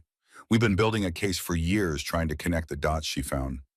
Every time we get close evidence disappears. Witnesses recant. Cops we thought we could trust turn out to be dirty. Cops like Detective Harlan Voss, Jesse said. Both agents' expressions sharpened. What do you know about Voss? Stone asked. I know he gave the order to kill my mother. I know he's been on the Viper payroll for 15 years. And I know he's hunting me right now because he thinks I have something that could destroy him. Stone and Morrison exchanged a look. We've suspected Voss for years, Stone admitted, but we could never prove anything. If your mother's evidence is what we think it is, we could take down the entire organization. Voss, Senator Blackwell, the whole Viper syndicate. But there's a problem, Morrison said. The Vipers know you're here. Voss has men watching every exit. The second you walk out with that evidence, they'll grab you, maybe kill you. We can't protect you out there. So don't. Jesse met their eyes. Let them take me. Absolutely not, Stone said immediately. Listen to me. Jesse leaned forward. They won't kill me, not right away. They'll want to make sure the evidence is real. Want to know if there are copies. They'll take me somewhere private, try to make me talk. She swallowed hard. Let them. Track me. Follow me. Catch them in the act. You're asking us to use a 14-year-old as bait, Morrison said, horrified. I'm asking you to let me finish what my mother started. Jesse pulled out the photograph, showed them Eva's handwriting. She died for this. I watched her die, and I'm not going to let that be for nothing. Stone studied her for a long moment. You're sure about this? Once we put that tracker in you, there's no taking it back. If something goes wrong, if they find it, they won't, Jesse interrupted. And if they do, the Steel Hounds will come for me, my father, my family. Morrison pulled out a small device no bigger than a grain of rice. GPS tracker, subcutaneous injection. We'll be able to follow you anywhere in the city. Do it, Jesse said. The injection hurt more than she expected. A sharp pinch between her shoulder blades, then a moment of pressure as Morrison pushed the tracker under her skin. Jesse bit her lip to keep from crying out. You're incredibly brave, Stone said quietly. Your mother would be proud. Jesse stood. Let's hope I live long enough to make that matter. The vault was in the basement. A bank employee, a nervous man with sweating hands, unlocked box 77144 and placed it on a private viewing table. Then he left, giving Jesse privacy that felt more like abandonment. She opened the box. Inside was a manila envelope thick with papers. Jesse's hands shook as she pulled it out. This was it. The evidence her mother had died protecting. The key to destroying everyone who'd taken Eva from her. She opened the envelope. Photocopies, page after page of photocopies, account ledgers, wire transfer receipts, names and dates and amounts, but all copies, not originals. Jesse's heart sank. Had her mother been wrong? Had the originals been destroyed after all? But no, Eva wouldn't have sent her here for photocopies. There had to be more. Had to be. Jesse tucked the envelope under her arm and walked back upstairs. Stone and Morrison watched her emerge from the vault, saw the envelope, nodded. The plan was in motion. She walked out the front door into morning sunshine. The rain had finally stopped, leaving Detroit sparkling and clean. A black SUV pulled up to the curb. The door opened. A man with a Viper tattooed on his neck smiled at her. Cade, the man who'd shot Mama Birdie, the man who'd killed her mother. Get in, little girl, he said. Jessie got in. The SUV pulled away from the bank, merging into traffic like any normal vehicle. Jesse sat in the back seat, sandwiched between two men who smelled like cigarettes and violence. Cade was in the passenger seat, twisted around to look at her, with eyes that had watched too many people die. "Smart girl," he said. "Didn't try to run. Didn't try to scream. Your mama was smart too. Look where it got her." Jessie said nothing. The GPS tracker beneath her skin felt like it was burning, but she knew that was just her imagination. Stone and Morrison were tracking her. Ryder was tracking her. She wasn't alone. "Give me the envelope," Cade demanded. Jesse handed it over. Watched him rifle through the pages, his expression shifting from satisfaction to confusion to something close to fear. "These are copies," he said. "Where are the originals?" "That's all that was in the box." Cade's hand shot out, grabbing Jessie by the throat. Not squeezing hard enough to choke her, but the threat was clear. "Don't lie to me, little girl. Your mama had originals. Account numbers, transaction records. Everything that could bring down Senator Blackwell and everyone who works for him. Where are they?" Jessie couldn't breathe enough to answer, even if she wanted to. She clawed at his hand, panic rising. The driver spoke without taking his eyes off the road. "Cade, boss said no bruises until we know what she knows." Cade released her. Jessie sucked in air, coughing. "Let's try this again," Cade said. "Where are the original documents?" Jessie thought fast. The tracker was working.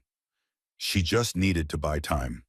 "There's a second location my mother told me before she died. A backup. Where? I'll show you, but I need Mama Birdie. She has the key." Cade studied her. "You're lying." "I'm not. My mother didn't trust banks. She made 2 copies. One in the lockbox, one with Mama Birdie. If you want the originals, you need her." It was a gamble. Jessie was betting that Cade was scared enough of failing his bosses that he'd take any chance to get those documents. The SUV changed direction, heading toward the hospital. Jessie's hand slipped into her jacket pocket, found the burner phone Ryder had given her last night. Her thumb found the single button programmed with his number, pressed it without looking.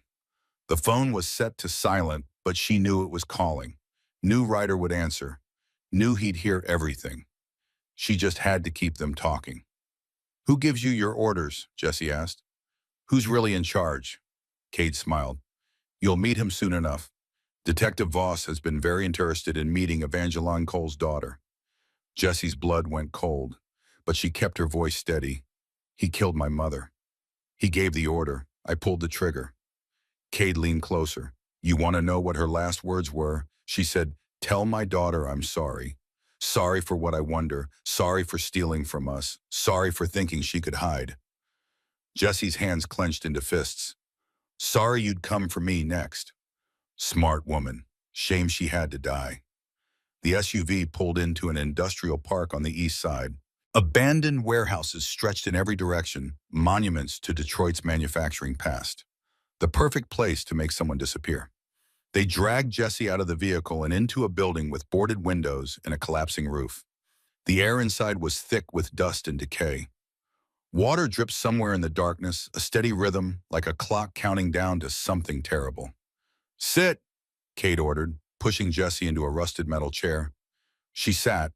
The chair was cold against her back, the metal rough with decades of corrosion. Jessie looked around, cataloging exits. One door they'd come through. Broken windows too high to reach. A catwalk overhead, but no way to access it without climbing. She was trapped. Footsteps echoed in the warehouse. Someone else was here. Someone who'd been waiting.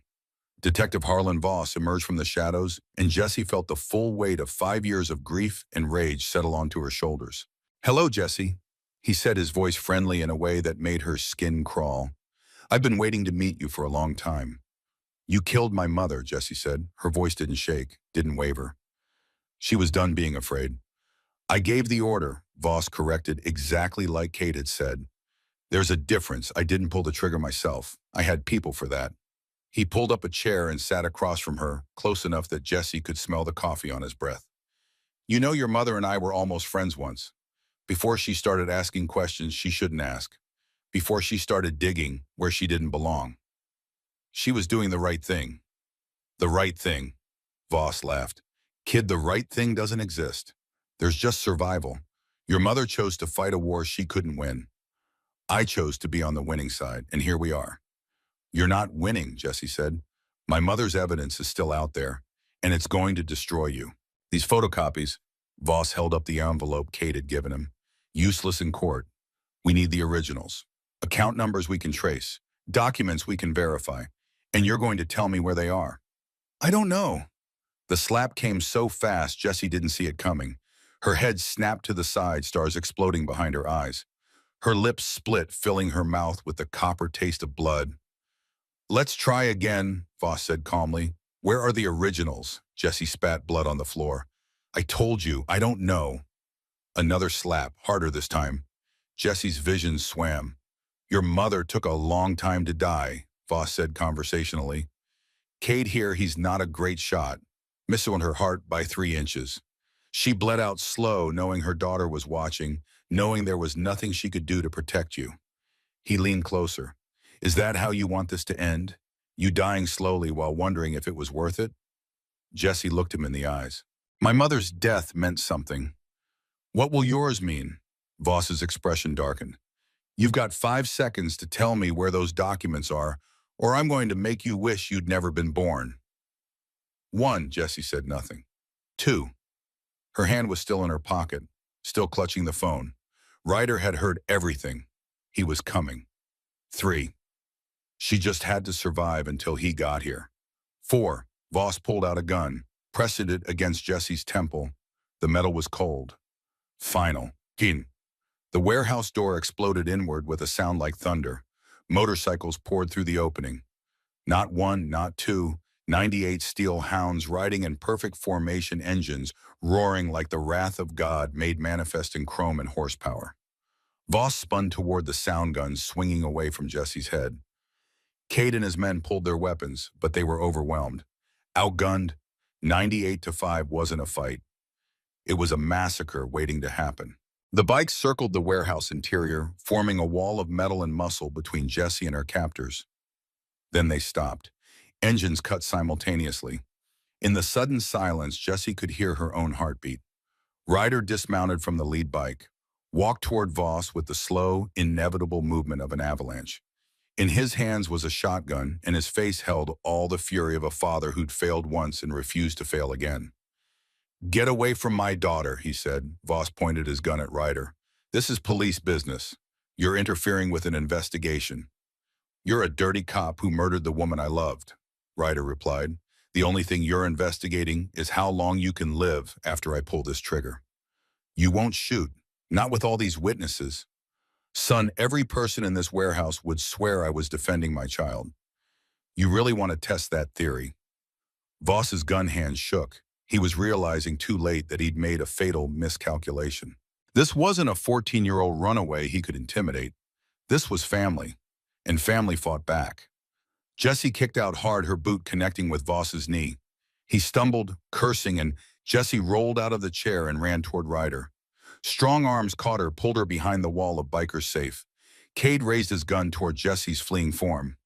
Ryder's shotgun boomed. Cade went down screaming, his kneecap shattered into bone fragments and blood. His gun clattered away across the concrete floor. Anyone else want to try? Ryder asked. The other Viper enforcers dropped their weapons, hands raised. They knew when they were beaten. You're dead, Voss snarled. All of you, you just assaulted a police officer. I'll have every cop in Detroit hunting you by sunset. I don't think so. The voice came from behind them. Jessie turned to see Agent Caroline Stone stepping through the warehouse door, Agent Morrison beside her, both with FBI badges held high and guns drawn. Detective Harlan Voss, Stone said, you're under arrest for murder, conspiracy, corruption, and about 30 other charges we're still counting. Voss's face went white. You can't prove anything. These photocopies are useless. Who said anything about photocopies? Stone smiled. It wasn't kind. Agent Morrison held up a thick folder. We have the originals, Voss. Every single document Evangeline Cole gathered 14 years ago. Account numbers. Wire transfers. Names. Dates. Everything we need to prove you've been running money for the Viper Syndicate since 2010. That's impossible. The originals were destroyed. No, Jessie said, stepping forward. They were hidden. My mother was smarter than all of you. Stone looked at Jesse. Your mother sent those documents to someone she trusted. Someone she knew would keep them safe until you were ready. Someone who's had them for 8 years waiting for this exact moment. Jesse's mind raced. Someone Eva trusted. Someone who'd kept the secret. Someone who'd known Jesse would come eventually. Mama Birdie, she whispered. Mama Birdie, Stone confirmed. She turned them over to us last night, said Eva's instructions were clear. Keep them hidden until Jesse comes home. Then give them to the FBI and make sure everyone involved pays. Jessie felt tears streaming down her face. Her mother, her brilliant, brave mother, had planned for this, had trusted Mama Birdie with the truth, had left a trail that would lead Jessie home and bring her killers to justice. Stone's phone rang. She answered, listened, smiled. That was my director, she said, hanging up. Senator Garrett Blackwell was arrested 20 minutes ago at his office. 43 members of the Viper Syndicate are in custody. It's over. The whole organization is done. Voss lunged for the gun Cade had dropped. Morrison shot him in the shoulder before he got within 3 feet of it. Voss went down hard, screaming, blood spreading across his cheap suit. Add attempted assault of a federal agent to the list, Morrison said mildly. FBI agents swarmed in, cuffing Voss and Cade and the other Vipers. Reading rights, calling ambulances. The warehouse that had been a tomb moments ago transformed into a crime scene lit by the flashing lights of law enforcement vehicles pouring through the door. Jesse stood in the center of it all, surrounded by 98 steel hounds who'd ridden through the city to save her. Her father's hand on her shoulder, her family protecting her like Eva had always wanted. Is it really over? She asked. Ryder pulled her into an embrace that smelled like leather and motor oil and safety. Yeah, baby girl, it's over. You did it. You finished what your mother started. Jessie buried her face in his chest and cried. 5 years of tears she'd been holding back. 5 years of grief and fear and loneliness finally finding release. I've got you, Ryder murmured. I've got you, and I'm never letting go again. 3 days later, Jessie stood in the parking lot of Detroit General Hospital, watching Mama Birdie being wheeled out by a nurse who looked exasperated. I told you to rest another week, the nurse was saying. I've rested enough, Mama Birdie replied. I've got family waiting, and I'm not spending another minute in this sterile prison. Jessie rushed forward to help. Mama Birdie's color was better now, the pallor of blood loss replaced by her natural weathered tan. The gunshot wound was healing clean. How you feeling, Grandma? Jessie asked. The words still felt strange but good, like putting on shoes that fit perfectly after years of walking barefoot. Like I got shot, Mama Birdie said dryly. But I'll live. Takes more than a bullet to kill this old bird. A convoy was waiting, the black van that had become familiar. And behind it, 98 motorcycles, their riders standing at attention like an honor guard. Ryder appeared beside Jesse Phoenix at his side. Ready to go home. Home. The word still didn't quite fit, but Jesse was learning to wear it anyway. They drove through Detroit as the sun set, painting the sky in shades of orange and gold.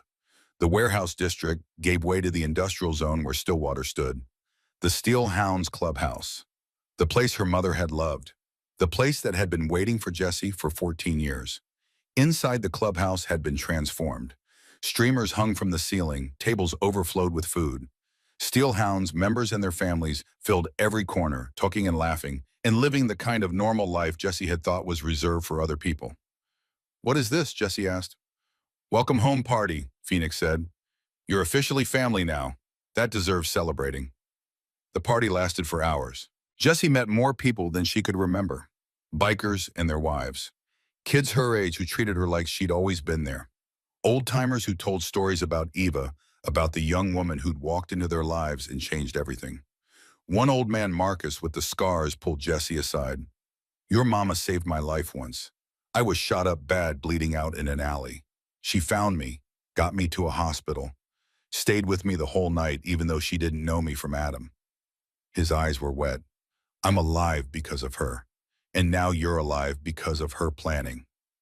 That woman was something special. Yeah, Jesse whispered. She was. Around midnight, when the crowd had thinned and the music had shifted to something slow and sad, Ryder found Jesse standing alone near the door. You okay? He asked. I don't know. Jesse looked at him. I spent 5 years invisible, 3 months on the streets. I got used to being alone, being nobody, and now I'm somebody's daughter, somebody's sister, part of this huge family. It's a lot. You don't have to be anything you don't want to be, Ryder said. You can walk away right now. We'll give you money, resources, help you start over somewhere safe. No pressure, no expectations. Jesse thought about it, thought about running again. Finding a new city where nobody knew her name or her history, starting fresh without the weight of family and obligation and love. But she thought about her mother too, about Eva spending 14 years protecting her, planning for this moment, trusting that Jesse would be strong enough to come home. I want to stay, Jesse said, but I'm scared. Of what? Of losing it again, of having a family and watching them die. I don't think I could survive that twice. Ryder knelt down so they were eye to eye. I can't promise nothing bad will ever happen. Can't promise we'll all live forever. But I can promise that whatever comes, you won't face it alone. Not anymore. You're a Maddox now, and Maddoxes don't abandon each other. Phoenix appeared beside them, 2 bottles of root beer in her hands. She passed one to Jesse. He's right, you know.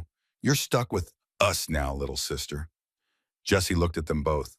Her father, her sister, her family. Okay, she said. I'll stay. The next morning, the full Steel Hounds membership assembled in the main hall. 98 bikers in their vests, standing in formation like soldiers. Jesse stood before them, nervous and overwhelmed. Ryder stepped forward, holding a leather vest. It was small, made for Jesse's frame with patches already sewn on. The Steel Hounds rocker across the back, the Detroit chapter marker, and in the center, embroidered in gold thread, a wolf's head identical to the one on her locket. This isn't because you're my daughter, Ryder said loud enough for everyone to hear. This is because you earned it. You saved Mama Birdie when you could have run. You faced down corrupt cops and criminals to finish what your mother started. You showed courage when most people would have hidden. And you proved that the blood running through your veins, Cole blood, Maddox blood, means something. He held out the vest. Jesse Cole, we'd be honored if you'd ride with us as a prospect in the Steel Hounds MC. Jesse took the vest with shaking hands, slipped it on. It fit perfectly, like it had been made for her, like she'd always been meant to wear it. The room erupted, 98 bikers stomping boots and pounding tables and chanting. Family, family, family. Jesse felt tears streaming down her face again, but these were different from the ones in the warehouse. These were happy tears, tears of belonging, of finally, after 5 years of being invisible, being seen. Mama Birdie wheeled herself forward, Phoenix pushing her chair. Come here, baby girl. Jesse knelt beside the wheelchair. Mama Birdie pulled her into a hug that smelled like leather and hospital antiseptic and home. Your mama would be so proud, Mama Birdie whispered, so damn proud. That night, Jessie found herself alone on the roof of the clubhouse staring at the stars. The same stars her mother had taught her to find when she was small. Orion the hunter, still chasing his prey across the sky, still refusing to give up. She heard footsteps behind her. Ryder climbed up, 2 cups of hot chocolate in his hands. He passed one to Jessie and sat beside her. Talking to her, he asked. Jessie nodded. Is that weird? No, I'd do it every night, have for 5 years. He looked up at Orion. Sometimes I swear I can hear her answer. They sat in comfortable silence for a while, father and daughter, watching the stars and thinking about the woman who'd loved them both. What do you think she'd say? Jessie asked. If she could see me now. Ryder smiled. She'd say, you did good, Valentine. You came home. You're safe. You're loved. And you made sure the people who hurt us paid for what they did. Jessie touched the locket around her neck. The secret message was gone, used to unlock the truth. But the wolf's head remained a reminder of where she came from and who she was. I miss her so much, Jessie whispered. Me too, baby girl. Me too. Phoenix's voice floated up from below. You two done having your moment because Mama Birdie made her famous chocolate cake, and she's threatening to eat the whole thing herself if you don't get down here.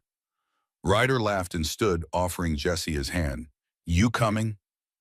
Jessie looked at the stars one more time. Looked at Orion, still hunting, still fighting, still refusing to quit. She thought about Eva, about the mother who'd sacrificed everything to keep her safe. about the family that had waited 14 years for her to come home. "Yeah, Dad," she said, taking his hand. "I'm coming." The night Jessie Cole walked into the Iron Horse, she was a homeless girl with nothing but a backpack and a locket she didn't understand. She had no family, no future, no reason to believe tomorrow would be different from yesterday. 72 hours later, she'd saved a woman's life, discovered her father met her sister, helped bring down a criminal empire, and found a place where she finally truly belonged. Some people spend their whole lives searching for home. Jessie found hers in the most unlikely place, in the heart of a motorcycle club surrounded by 98 warriors who'd wept when they thought they'd lost their matriarch and who welcomed a stranger because she'd risked everything to save her. 3 weeks after that fateful night, Jessie stood before the full membership of the Steel Hounds MC, wearing her prospect vest. Not because she was Ryder's daughter, because she'd earned it, because she'd shown courage when most people would have run, because she'd proven that the blood running through her veins meant something. The room erupted in cheers. Bikers pounded tables and stomped boots. Someone started a chant that spread like wildfire through the crowd. "Family, family, family." Jessie looked out at the sea of faces, her grandmother beaming from her wheelchair, her sister applauding beside her, her father standing tall with tears in his eyes. And somewhere, somehow, she felt her mother watching. "You did good, baby. You found your way home." Jessie Cole had spent 14 years running from the pen. Now finally she was running toward the future. And this time she wasn't running alone.